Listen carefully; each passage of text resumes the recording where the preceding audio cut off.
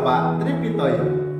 Pada kesempatan kali ini kita akan bersama-sama belajar Pendidikan Agama Buddha kelas 6. Pelajaran ke-8 tentang meditasi cinta kasih. Pada pertemuan kali ini kita akan membahas mengenai manfaat meditasi cinta kasih. Anak-anak, sebelum kita melanjutkan ke materi, marilah kita bersama-sama berdoa. Marilah kita bersikap anjali. Arahang sama sang Buddho Bhagawa Buddhang Bhagawantang Abhiwademi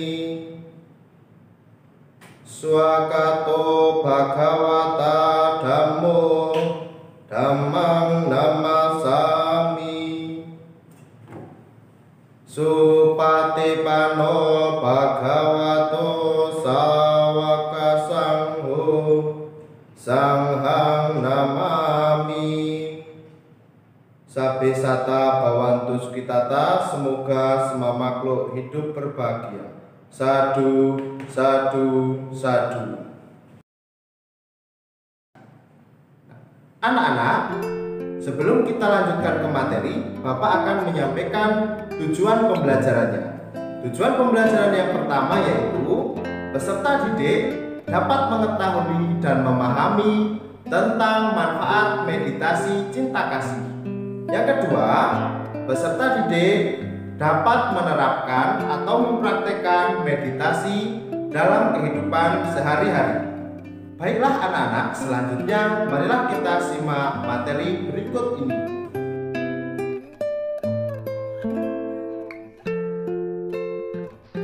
Dengarkan cerita berikut ini. Kisah menaklukkan gajah Nalagiri dengan cinta kasih atau metta. Sang Buddha seperti biasa sedang berjalan ke suatu daerah untuk membabarkan Dhamma kepada umatnya. Beliau diiringi oleh murid-muridnya yang penuh cinta kasih dan pengabdian yang besar kepada Sang Buddha, Sang Guru Agung. Melihat Sang Buddha yang dicintai oleh murid-muridnya, menyebabkan Dewadatta iri hati ingin mencelakai Buddha. Kemudian, Dewadatta pergi menemui Raja Ajata I dan membicarakan masalah ini. Raja terpengaruh oleh penjelasannya dan memanggil penjaga gajah, lalu memberikan perintah memberi minuman keras kepada Nalagiri. Dilanjutkan dengan melukai gajah itu dengan tongkat yang berduri. Karena gajah yang kesakitan itu, ia menjadi marah. Ia akan menerobos kandangnya dan berlari keluar. Arahkanlah ia ke jalan raya di mana Bhikkhu Gotama sedang berjalan, maka gajah itu akan menghancurkannya. Keesokan paginya, Sang Buddha dengan disertai oleh semua murid-muridnya berjalan memasuki Raja Gaha.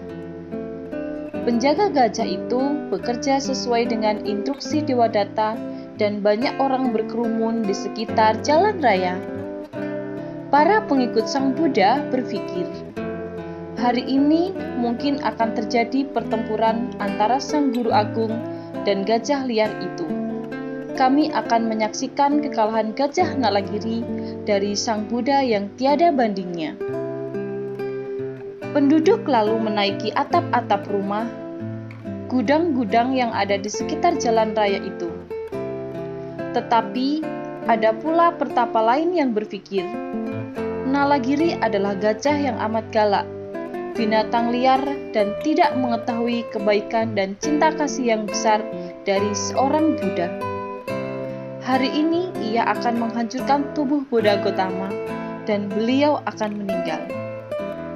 Hari ini kami akan melihat apa yang terjadi dengannya. Hati Sang Buddha bergetar. Dengan penuh cinta kasih yang terpancar dengan kuatnya atau disebut Odisaka Metta, dan dengan suaranya yang penuh kelembutan seperti suara Dewa Brahma, memanggil Naragiri. Ho, Nalagiri, siapa yang membuatmu menjadi gila dengan 16 guci minuman keras? Kamu tidak diperintahkan untuk menyerang orang lain, tetapi diarahkan untuk menyerangku. Jangan keluarkan kekuatanmu dengan merusak tanpa tujuan. Datanglah kepadaku. Mendengar suara Sang Buddha, Nalagiri membuka matanya dan melihat tubuh Sang Buddha yang bersinar terang. Ia menjadi gelisah, dan dengan kekuatan cinta kasih Sang Buddha yang amat besar, maka pengaruh minuman keras yang amat kuat itu hilang. Dengan menurunkan belalainya dan menggoyang-goyangkan kupingnya, ia mendatangi dan berlutut di kaki Sang Tathagata. Kemudian Sang Tathagata berkata, "Nalagiri, kamu adalah gajah jahat. Aku adalah gajah Buddha, tidak jahat dan tidak liar, tidak membunuh manusia, tetap mengembangkan cinta kasih." Sambil berkata demikian, Sang Tathagata lalu mengulurkan tangan kanannya dan mengelus-elus kepala gajah itu dan mengajarkan dhamma kepadanya dengan bersabda, "Jangan menyerang Sang Buddha, oh gajah. Dengan pikiran akan melukainya, akan membuatmu menderita. Pembunuh seorang Buddha tidak akan memperoleh alam kehidupan yang baik setelah kematiannya." Penduduk yang melihat keajaban ini berseru dengan gembira dan bertepuk tangan dengan riang. Dengan penuh kebahagiaan, mereka menutup badan gajah itu dengan hiasan-hiasan. Kemudian Nalagiri terkenal dengan nama Dhanapalaka atau pemilik kekayaan, dan ia menjadi amat jinak dan tidak menyakiti siapapun. Setelah mendengarkan kisah menaklukkan gajah Nalagiri dengan penuh cinta kasih atau metta, Sang Buddha juga mengajarkan ajarannya dalam kitab suci Tripitaka, bagian Anguttara Nikaya. Buddha menunjukkan kepada para biku ada 11 manfaat melaksanakan meditasi cinta kasih atau metta bhavana, yaitu sebagai berikut. Manfaat pelaksanaan meditasi metta bhavana. Yang pertama, tidur dengan tenang. Kedua, tidak bermimpi buruk. Ketiga, dicintai oleh sesama. Keempat, dicintai oleh makhluk lainnya. Kelima, dilindungi oleh para dewa. Keenam, senjata tidak bisa melukainya. Ketujuh, api, racun tidak dapat melukainya. Yang kedelapan, pikirannya mudah terkonsentrasi. Yang kesembilan, meninggal dengan tenang. Kesepuluh, kulit wajahnya jernih. Dan yang ke-11 akan terlahir kembali di alam Brahmana. Nah anak-anak, sebelum Bapak akhiri pelajaran pada materi kali ini, marilah kita bersama-sama menyimpulkan apa yang menjadi pembelajaran kita, yaitu mengenai manfaat meditasi metta bhavana atau cinta kasih.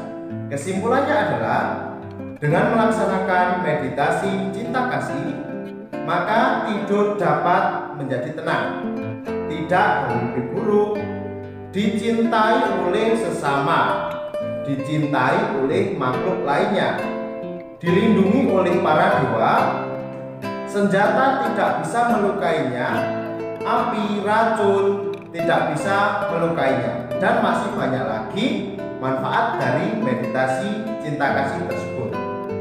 Demikianlah pembelajaran pada kali ini. Terimalah salam dalam Dharma. Namo Buddhaya. Sampai jumpa lagi di pertemuan berikutnya.